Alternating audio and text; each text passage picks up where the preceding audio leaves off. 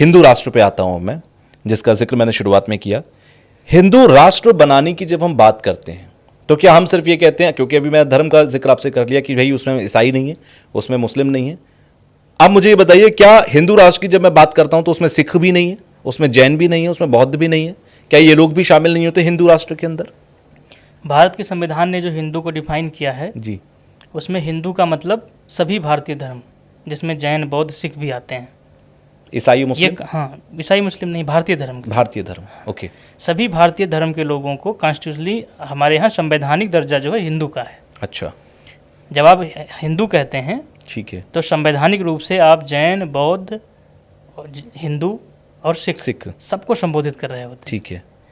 लेकिन जब आप हिंदू राष्ट्र की बात कर रहे हैं, हिंदू राष्ट्र का मतलब यह है कि वो परंपराएं, उन परंपराओं का शासन होना, यहाँ पर उन नीतियों का शासन होना, उन व्यवस्थाओं का शासन होना जो इस ज़मीन से उपजी हुई हैं। हिंदू राष्ट्र कोई रिलीजियस स्टेट की बात नहीं करता है जी, क्योंकि रिलीजियस स्टेट की बात करना भारत के इसमें चित्त में नहीं है, हम लोगों के विचार में ऐसा नहीं है। हमने बहुत से राज्य देखे हुए हैं। चाणक्य को हम एक बड़ा नीतिकार मानते हैं। बिल्कुल। चाणक्य जब अपने अर्थशास्त्र लिख रहे हैं तो कहीं जब ये शंका आती है कि कहीं ये धर्म का अर्थ यहाँ पर इंस्टीट्यूशनल लीजिए, जैसे जो उसके ग्रंथ हैं, शास्त्र हैं, उसके आधार पे, तो अगर कोई भी शास्त्र ग्रंथ, कोई स्मृति या कोई नीति का ग्रंथ जो हमारे रिलीजियसली टेक्स्ट से हमारे आता है, अगर उसके नियम में और स्टेट के जो कॉन्स्टिट्यूशन है उसमें अगर कंट्राडिक्शन होगा तो आप क्या करेंगे? जी, ये सबसे पहले चाणक्य ने सोचा कि अगर हमारी कोई किताब है जैसे मनुस्मृति है या जो भी है, ठीक है, ये कंट्राडिक्ट कर रही है कॉन्स्टिट्यूशन के साथ, ओके, तो आपका क्या निर्णय होना चाहिए? सबसे पहले चाणक्य ने सोचा और चाणक्य ने कहा कि जो राज्य का जो संविधान है वो प्रिवेल करेगा, वो माना जाएगा, जो धार्मिक किताबों की बातें जो होंगी उनको हम छोड़ेंगे। अच्छा, आज के समय में ये बहुत क्लैश करता है। मनुस्मृति समय समय पर इसका सवाल उठ जाता है कि ये मनुस्मृति वाली बातें कर रहे हैं, तो क्या इस जगह पर जो सिद्धांत आता है वो ये है कि आपके देश का जो संविधान है वो उससे ऊपर है? बिल्कुल है। और ये सबसे पहला स्पष्ट रूप से इसका प्रमाण जो है चाणक्य स्वयं है। चाणक्य ने कभी भी किसी भी धार्मिक भावना को हावी नहीं होने दिया राज्य की भावना पर। ओके। उन्होंने जो संविधान बनाया राज्य का, वो निश्चित ही, चूंकि वो एक परंपरागत रूप से आचार्य थे, तो जो उन्होंने आइडिया लिया नीति का वो उन्होंने हमारी शास्त्रों से ही उठाया, ठीक है। लेकिन उसको भी एक, जैसे हमने भी हिंदू मैरिज एक्ट उठाया है अपने, जैसे हमारे इसमें संविधान में भी बहुत से कानून ऐसे हैं जो सीधे सीधे हमारे धार्मिक ग्रंथों से आते हैं। जैसे हिंदू मैरिज एक्ट है, हिंदू मैरिज एक्ट जो है याज्ञवल्क्य की किताब है मिताक्षरा, वो सीधा उसको अडॉप्ट किया गया है, लेकिन उसको कॉन्स्टिट्यूशनली फिर मॉडिफाई किया गया है। तो आज के देशकाल परिस्थिति के मुताबिक के हिसाब से किया गया है जी, क्योंकि कसौटी यही है परंपरा की। जब आप परंपरा की बात करते हैं, परंपरा की कसौटी यही है। परंपरा जो है उसको वो समय के साथ, जब समय बदलता है, युग बदलता है, तो हर नए युग के सामने पुरानी परंपरा एक चुनौती की तरह होती है। लेकिन परंपरा के साथ सबसे रोचक बात यह है, ये जो भारतीय मनीषियों ने समझा कि समय के साथ उसके पर्याय तो बदलेंगे, सत्य नहीं बदलेगा, उसका तत्व अविनाशी रहेगा। समस्या कहाँ आती है? जो बहुत रूढ़िवादी हैं वो पर्याय भी नहीं बदलना चाहते परंपरा की, और जो बहुत बदलाव के उन्मादी हैं वो तत्व भी बदल देना चाहते हैं। ये दोनों चीज़ें बहुत विपरीत हैं और संघारक हैं। आपको ये समझना होगा कि पर्याय बदलेंगे, क्योंकि एक समय आदमी यात्री की कसौटी पैदल चलने से थी, कितना लंबा पैदल चल सकते हैं। आज अच्छी यात्री कसौटी यह है कि आप सेफली अपनी गाड़ी ड्राइव कर लें, यही आपकी यही कसौटी है। पर्याय बदलने का, हमने पर्याय बदला तो कसौटी भी बदल गई जी। लेकिन एक तत्व वही है अभी भी कि सुरक्षित पहुंचना, जहां जाना चाहते हैं वहां तक, तत्व वही का वही रहेगा। तो परंपरा को जब हमने ठीक से समझा, चाणक्य ने भी समझा, तो उन्होंने इस अर्थ में लिया कि जो चीज़ें छोड़ने लायक थीं वो उन्होंने छोड़ दी, जो पकड़ने वाली थी उन्हें पकड़ ली। युग के सामने जो बहुत चीज़ें ऐसी हैं जो अप्रासंगिक हो जाती हैं, उनको छोड़ देना होता है। कुछ चीज़ें जो हैं जिन्हें जोड़ने की आवश्यकता होती है उन्हें जोड़ दिया जाता है। ये दोनों काम चलता रहता है तो परंपरा चलती रहती है। तो जब आप हिंदू राष्ट्र की बात करते हैं, पहली बात तो मैं इस आइडिया पे मैं ऐसा स्पष्ट रूप से नहीं कह सकता कि मैं सहमत असहमत हूँ। वो तब कहा जा सकता है जब कम से कम कोई एक व्यक्ति एक पूरा कंप्लीट उसका डॉक्यूमेंटेशन लेकर आए कि हमारा ये आइडिया ऑफ हिंदू राष्ट्र, ये प्लान रहेगा, है ना। वैसे तो हम तो ये हमेशा कहते हैं कि ये हिंदुओं का देश है जहाँ अनेक धर्मों के लोग रहते हैं, ठीक है। तो इतने से किसी को समस्या नहीं है। लेकिन जब आप एक हिंदू राष्ट्र की बात करेंगे तो आप फिर वो टेक्स्ट सामने आएंगे कि भाई आप कैसे चलाना चाहते हैं, क्या आपके नियम होंगे, कौन से ग्रंथों को आप मानेंगे। और ख़ासकर ये बात तब ज़्यादा ज़रूरी हो जाती है जब हमें दूसरे देशों से पता लगे या उनके गतिविधियों से पता लगे कि इसको गजबाए हिंद बनाना है। बिल्कुल नहीं, ये तो प्रतिक्रियावश तो हम खैर कोई काम करते नहीं जी। उसका एक बहुत गहरा मनोविज्ञान है। हम जो भारतीय लोग आज हैं, हम भारतीय लोग व्यवहार से आधे मुसलमान हैं और आधे ईसाई हैं। मैं फिर से समझूंगा इस बात को। हम जो भारतीय लोग हैं जी, ये अपने व्यवहार से, अपने आचरण से हम आधे मुसलमान हैं आधे ईसाई हैं। कैसे? क्योंकि जितनी भी हमारे यहाँ नया इंफ्रास्ट्रक्चर डेवलप हुआ, ये सब वेस्टर्न आइडिया था, हमने उसके हिसाब से अपने आप को ढाला। ओके। चाहे हमारा वस्त्र विन्यास हो, कपड़े पहनना हो, ठीक है। हमने अपने कंधों को तो पूंछ करके कोट नहीं बनाई, हमने कहीं से देखा और हमें ठीक है उठा लिया वहाँ से।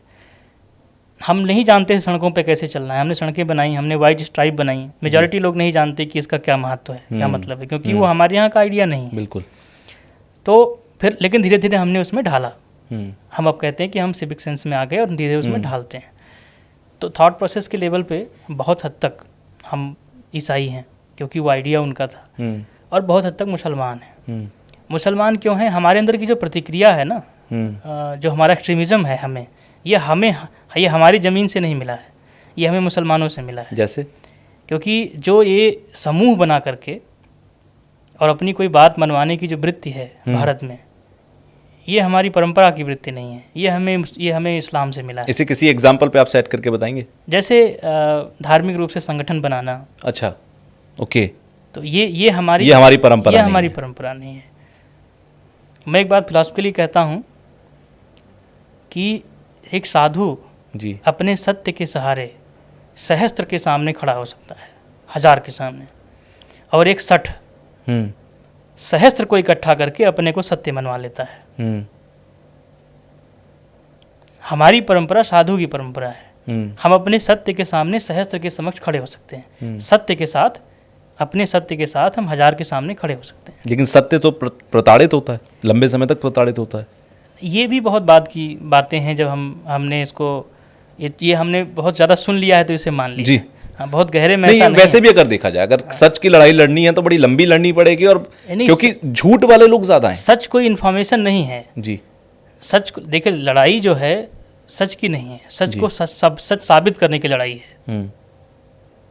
एग्जैक्टली। लड़ाई सच की कोई नहीं है। सच से कौन लड़ सकता है? एक बार अंधकार और सूर्य का झगड़ा हुआ, मुकदमा पहुंचा।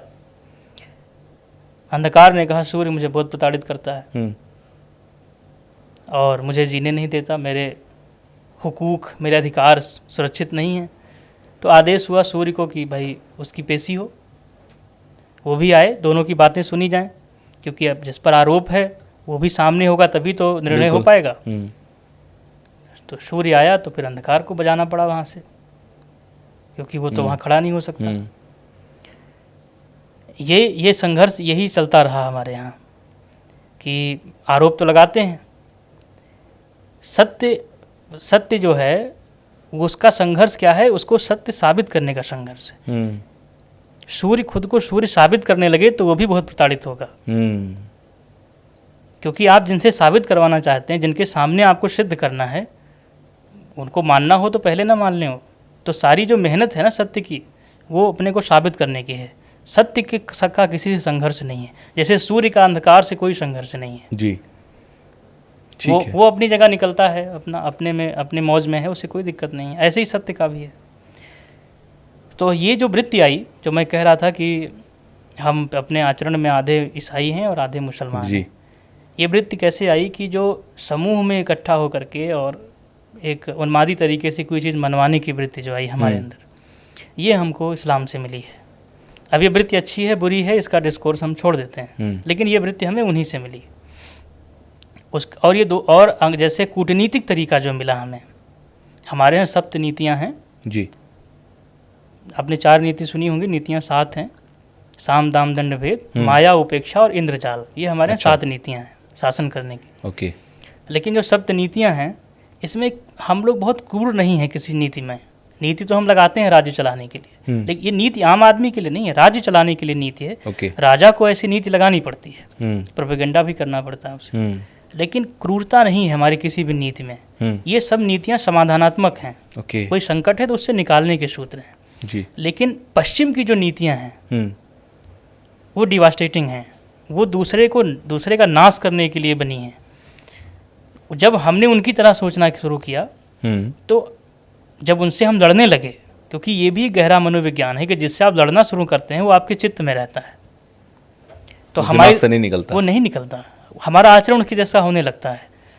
आप पर आपकी प्रेमिका का असर हो ना हो, लेकिन नफरत करने वाली का असर आप पे हो जाएगा। तभी कहते हैं दोस्त दिमाग में रहे ना रहे, दुश्मन हमेशा साथ रहता है। हाँ, इसीलिए कबीर ने कहा किसी को दंडित करना हो ना तो उसे अपने चित्त से उतार दो, क्योंकि चित्त में रहेगा तो दंडित वो नहीं होगा, दंडित आप होंगे। तो हम पहले मुसलमानों से सालों लड़े जी, फिर अंग्रेजों सालों लड़े। तो इन सालों साल उनसे लड़ने में हमने बहुत सारे तरीके अपने लड़ने के उनके जैसे ही बना लिए। तो युद्ध का भी तरीका हमारा अपना नहीं रहा। ओके। अब हम उन्हीं के तरीके से उनसे लड़ते हैं। ठीक है। अच्छा, एक आपने शास्त्रों एक बड़ी रोचक बात कही जाती है कि मैं आपको आपकी भाषा में जवाब दूंगा, तो मैं आपको आपकी भाषा में जवाब देने के चक्कर में अपनी भाषा भूल गया। एडॉप्ट करते रहे हम हमेशा। जबकि ये हमारी परंपरा नहीं थी, हमारी ये थी हम अपने सत्य के साथ हैं। ठीक है, हम आपको मनवाने का भी हमको जोखिम नहीं उठाना है, आप माने ना माने ये आपके ऊपर है। हम अपने सत्य के साथ हैं, अपने सत्य के साथ सहस्त्र के सामने खड़े हैं निर्भय होकर के, हमें किसी से भय नहीं है। जब हम भयभीत हुए और हमें अपने सत्य को सिद्ध करने के लिए संख्या की आवश्यकता पड़ी जी, वहाँ से हमारी जो हमारी एक पारंपरिक यात्रा है, हमारी चेतना जिस अनुरूप कार्य करती है, उसके खिलाफ हम जाके उसी से लड़ गए।